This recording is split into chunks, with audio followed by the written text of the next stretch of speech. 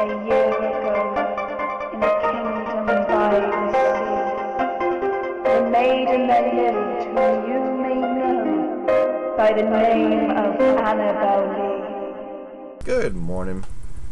It's 7 o'clock where I'm at, and something came up in my mind.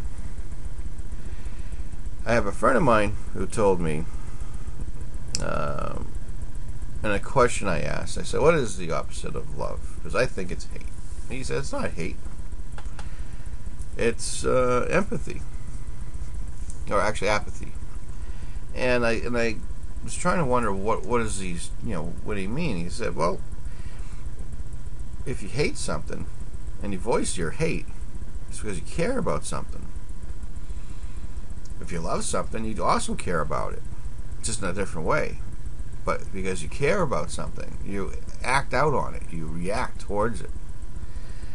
The true hate would be if you know about something and you just totally ignore it after.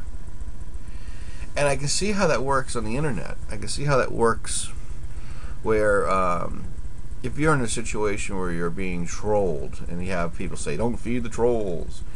Ironically enough, even those little statements feed a troll, but because you're getting interaction, you're getting life out of something, even in the negative. And with the loose statement of hate, it also provides a sustainability of something because you're putting an emotion towards it. So, in one hand, if you have love, on the other hand, you have hate. And it's still part of the same body. It's still part of something. Apathy is a total different entity. It's the opposite of either or. Because then at that point, there is no reaction. But there's an investment put into it. You're putting into something emotionally, whether it be love or hate. But to truly destroy something is apathy. And it made more sense to me. Because if I'm not going to put much attention to something, I want to acknowledge it. And it can't. And in either or acknowledgments will not sustain any energy from me because at that point, who's going to pay attention to you? In retrospect, look at your own emotion. You're going to go off, and you got to figure out why it is that you love someone or something. I have a love and hate relationship with my van. I love it. I got a van, cubic square feet's awesome, but 10 miles to the gallon just sucks ass. So the love and hate. But when we talk about our emotions that we invest in, are we wasting them with a hate? Are we wasting them with love? Good question to ask you. If you love wholeheartedly everybody and everything, are you getting any return back for this love? Is there any reciprocation? Or or are you one of those people that get 100% fulfillment of giving out love all the time? The reality of the matter is, or statistically speaking, we only love something with a form of reciprocity. We believe that I love you, and because of our dynamic, you should be loving me. And if you don't, well, I'm going to love you anyways with hopes of you loving me. So there's an investment in put into it. And good example about hate. Watching this thing with this Casey Anthony thing. Everybody's getting an uproar. Panties are in a bunch. Some people even out trying to kill people that look like that lady who was accused of killing her daughter. I forget her name. The other Anthony. So, here's the nation in an uproar. Panties double knotted. And they're out to get this woman, and they're out to do all these bad things. All this emotion is involved. Except for empathy, what other emotion is involved? Do they have a direct impact in your family life? Did she babysit your kid and turn him upside down by their ankles and beat him with a bat? Chances are no. And you probably don't even know who that person really is, or who they're really about, except for what you've been spoon-fed by the media.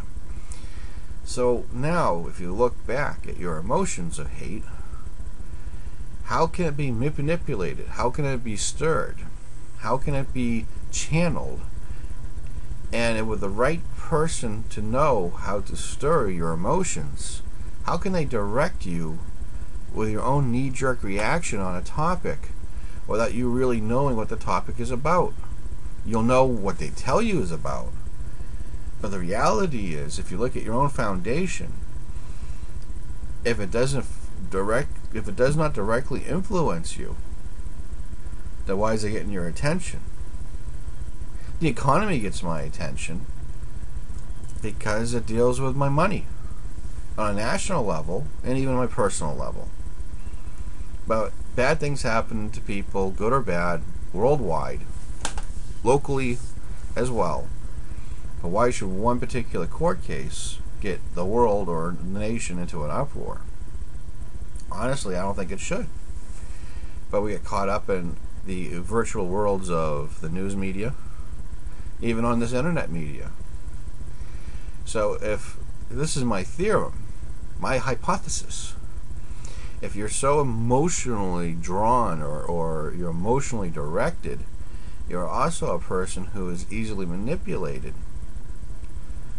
So if you're a person who's going to hate for the sake of hating, or hate because a news media or another medium is telling you this direction, you're being misguided. It also tells me a little bit about how you love. Is your love equally misguided? Love has nothing to do with the empathy part, but somehow hate does. But again, they're both vestments. They're both something you're putting yourself into.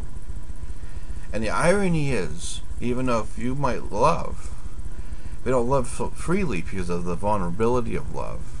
But you don't understand, or you probably don't see, is the major equality of hate with love. If you hate something and it's based on your emotion and it's not directly involved with you, you have more vulnerability at that point because you're being guided by someone else. You're being guided by something outside coming in. And if you don't see it, then you become a drone. You really don't know why you're truly hating. They'll play with your emotions. They'll play with your empathy on something. Poor little puppies and kitties and little girls dying. Shit like that happens all over. You don't care. You don't really care. And if you say you do, you're lying to yourself. Because if you did, you'd be an emotional wreck and you'd be in a mental ward getting Thorazine. Because the emotion would be so overwhelming of all the starving and killed kids and what have you. Same with the little puppies and doggies. So, my attitude is, if you're finding yourself being emotionally drawn about something that's not fully directed towards you or influencing in your life, evaluate what it is or how it is that you're being influenced, or a reason why you're reacting that way. I have a knee-jerk reaction to several different things. Subconsciously, I just react out onto it. And as of late, I find myself biting my tongue or kicking back, trying to reevaluate what it is that is making me want to say screw you or whatever. And that's kind of making me bite my tongue a little bit. I take a step back. But by doing so, not only do I better understand myself on the issue, but I understand the situation a little bit better too, because it keeps the rhetoric to a minimum, and then you can evaluate the situation at hand. But again, with this love and hate, if you give the hate the same standard as you give love, and you understand there's more so vulnerability with hate than love, I think people would have a better chance of not only getting along, but have a better understanding with themselves. And I think that's the whole point about this is. We lash out a lot without realizing why we're lashing out. So, that's my soapbox and my 2 cents. Take care.